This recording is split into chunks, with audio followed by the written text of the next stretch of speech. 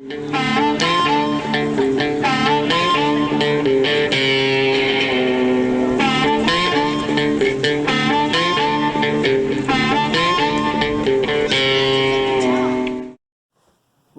wet shavers, beardsmen, how the hell have you guys been? John here. This is a cutting with Kerns video. Obviously I'm not going to be doing any shaving today. I'm going to be getting back to that here. It's January 21st, so I'm looking at about 2 more months worth of growth before I lop this off. I don't know that I'm going to do a video for that, but I should be back to shooting regular shaving videos sometime later March. I don't know if this is going to become like a yearly thing that I do throughout the winter months. This was kind of just because somebody challenged me and said that they didn't think I could grow a beard. I'd like to think I proved the guy wrong. He's a good friend of mine, so, you know, nothing but love for him. But the main reason that I was going to do this video, I'm going to do a quick little demo, but first off, a good buddy of mine, Johnny B, John Bonham, Cape Cod Wet Shaving, hit me up a couple of weeks ago, and I've just never had the time to get this done. But the main reason was he asked me, well, he did a video basically asking for the first good soap that you ever used. Now, I'm going to name 3 products out first off, and I'll kind of explain why. 2 of which I got roughly about the same time, and I got to use those. You know, I started out wet shaving with a starter kit. I believe it was something Viking. I can't remember right off the top of my head. I'm sure it'll come to me right after I hit the stop button. But any which way, so I got 3 different kinds of soaps, 3 artisans I should say, and I've got 2 soaps from each one that I'm going to show for the demonstration, or well, not demonstration, just for this part of the tag video, if you will. So first one is going to be PAA.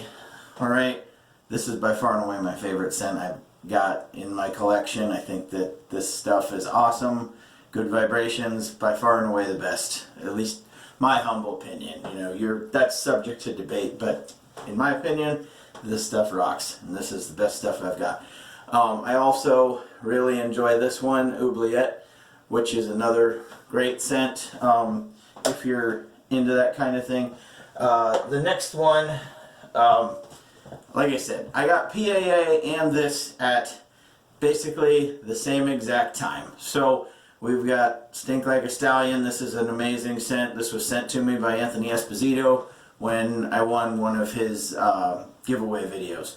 So then again, one of my favorite scents by A&E is Which One's Pink.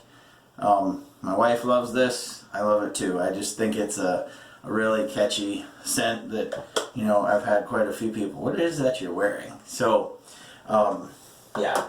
The next one, I'm going to say this, the next one is a much smaller artisan. You probably haven't heard of him unless, well, I'm sure you've probably heard of him, but I don't know if you've ordered his stuff or not. And that is SMG, Shave Master General John Romanoff. Now, the reason being, he and I have become friends. He's honed quite a few of my razors. He's answered several questions if and when I've had them. Just like Anthony Esposito, they're both pretty much on par. The same exact guy, if you will, except one's from New England and one's from South Florida. So, but yeah, those are, for me, the best good soaps that I started with, and I would have to say they're probably right up there as far as some of the best performers. I mean, yes, to have Bear Stearns Man, yes, you know, but it wasn't my first good soap. So these are pretty much, you know, this is what I started with, if you will. Maybe not the Stink Like a Stallion because that wasn't out yet at the time, or the Mimosa Melon wasn't out at the time. So that's basically my first good soaps, and so I don't really have anybody else that I can tag for this, and you know, I don't know if John ever even kind of started a tag, or if it was just a question as to what kind of soaps you started with that were good ones, that you'd recommend to someone else. So that's in essence my first good soaps.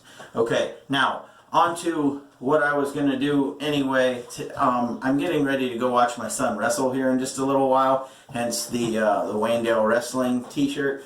I mean, I know you can't see the whole thing, but I'm not going to back up far enough for you to see the whole thing. But, so I'm going to watch my son wrestle in a little bit. I just got out of the shower a little bit ago, and I have already used this Sterling's Haverford beard oil. Now, I'm not going to put more in the beard. I'm going to be putting some beard butter in just a second, but for the quick demonstration, or what I was going to get to, and like I said, I am not experienced enough of a beardsman, if you will, to put forth a whole lot of demos, and I wouldn't put a whole lot of stock in what I have to say. I'm just explaining what works for me, and this stuff, Sterling makes bigger beard oils than this one. I got this in a 3 for $15 deal as a sampler. Most beard companies are going to send you 1 ounce bottles. I don't have any more right here. Customarily, 1 ounce beard oil and 4 ounce beard butters are generally what you're going to get. Now, like I said, this is just something that works for me, but beard oil is not for your beard itself. It's for the skin beneath the beard, so that your hair does not cause you to itch. By that, basically your skin produces natural oils called sebum oil. The longer your beard gets, the more that oil is extracted out, and it's going to cause your face to itch. Hence, the beard oil is to deal with moisturizing the skin in order to prevent beard itch, or flaking, crusty skin. So when you put this stuff on, now Sterling's, I don't know if you can see this or not, this stuff you need to shake the hell out of. Most of them you don't have to, but this one you got to give it one hell of a good shake. And even when you do, you're going to see, I don't know if you can see this or not, but, well, there it is. So you see how it's kind of separating and doing its thing? So you got to, if it's Sterling's beard oil, which works great, and it's also as a pre-shave. So if you guys are interested in any of that stuff, you can get Sterling's beard oil / pre-shave oil. So so here's the reason that I'm going to bring up what works for me. All right, I do have some beard balms. For me, beard balms just make this just a little too stiff, and then for me, it kind of causes the hair follicles to just feel real, almost like if you put too much hair gel in or something like that on your head. You know how it gets to be sore? That's what it feels like on the beard for me. So I'm more of a beard butter kind of guy. So today, what I'm going to be using to pair it up with that Sterling's Haverford is the Royal Beardsman's Dragon Spice. So what you do, now this works for me, and this is what a lot of other guys have done. So I don't know if you can see, this is a whipped beard butter. Some poured will just be a little bit different consistency. It's still the same amount. It's just how it, kind of comes out of the tub, so to speak. So when you do this, I take about yay much, maybe just a little bit more, and then you're going to put it in the palm of your hand like such, and then just rub together, and then just work it into the beard. Now I am going to have to reach out and grab my comb, but so as I said, I'm not as big a fan of beard balms. I do have some, and beard balms as opposed to butters. Butters are to condition the hair. So these are for the beard, not for the skin underneath. Now you can work this in. It's not going to cause any problem with your skin. But this is for conditioning the beard, keeping it moisturized, and everything else. So I'm going to grab the comb. 1 second. Now, I will work with a comb and a brush, okay? The nice thing about the combs, or at least wooden combs, is they don't cause static. So, every now and again, when I use like a plastic comb, you can kind of get a little bit staticky if you don't have enough moisturization, if you will, in your beard.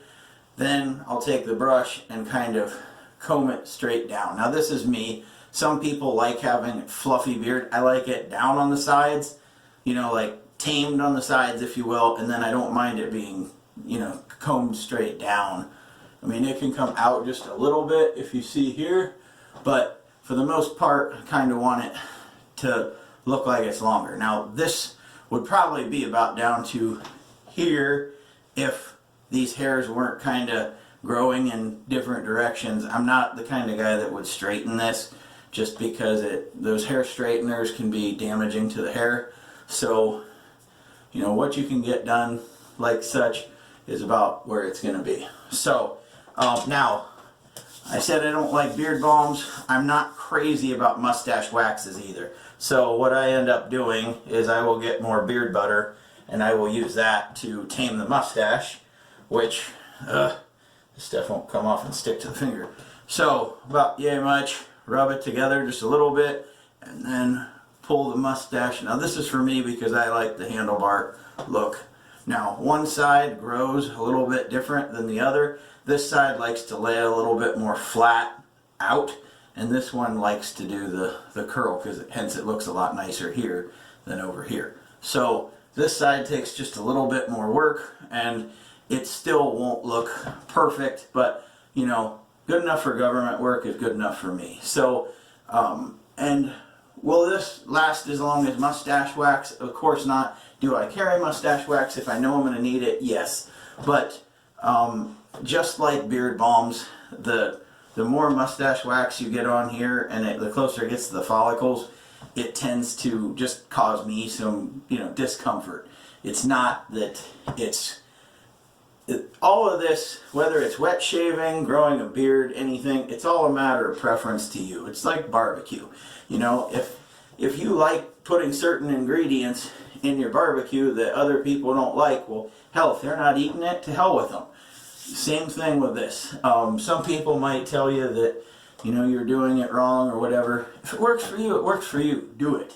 So, I mean, I kind of tied my little tag video from Johnny B to a mini demonstration. Like I said, if you guys are growing a beard, look into beard growing products, beard grooming products. They do make a big difference. If I didn't have beard oils and a few other things, I never would have made it past about day 3 or 4 because I've been clean shaven my whole life. This is the first time in my life I've ever grown a beard. Last day I shaved, like the whole face, was August 18th. So, and I imagine right about my son's birthday, March 21st-ish, this is coming off. Unless the weather's like still really cold outside, then I'll probably wait until, you know, we get at least a break in the weather and then it'll come off. And then the talk was, my son, after our vacation, he's gonna quit shaving until he has to start his senior wrestling season. So we may have a little competition, if you will. I don't know. So at any rate, guys, like I said, this was initially about just kind of explaining not only A, what I've been up to, but B, you know, how to go about using certain beard products. They do make a big difference. If you're into beard balms, by all means, you know, it'll help tame some of these flyaway hairs like you see coming out here. But for me, and especially since the location that we're going to watch my son wrestle today, I believe they're requiring masks, at least upon entry. So to put beard balm underneath a gator mask or anything that's just going to cause this to be a little more irritated would just be silly on my part. So the beard butter conditions the beard after we've been out of the shower. It's good to go. But, you know, some people, you know, different strokes for different folks. So anyway, but back to the initial thing. First good soaps that we had, like I said, PAA, A&E, and SMG. Come here, bud. My little guy Grant decided he was going to say hi. Can you wave hi? Say hi. Wave. Alright guys, so any which way, I didn't expect him to come crashing the party, but then again, it's not that he's not allowed. I mean, hey, he lives here. So he and I are about to go get big brother and big sister from school because, like I said, the older boy is wrestling out of town, and we need somebody here with him, and we don't want to be taking him. It's like 4 degrees outside. So, any which way, guys, whether you're a wet shaver or whether you're a beardsman, keep the shaves clean, keep them wet, or beard on. Whatever you guys want to say. You guys have a good one. Take care and have a safe and great weekend. Later, guys.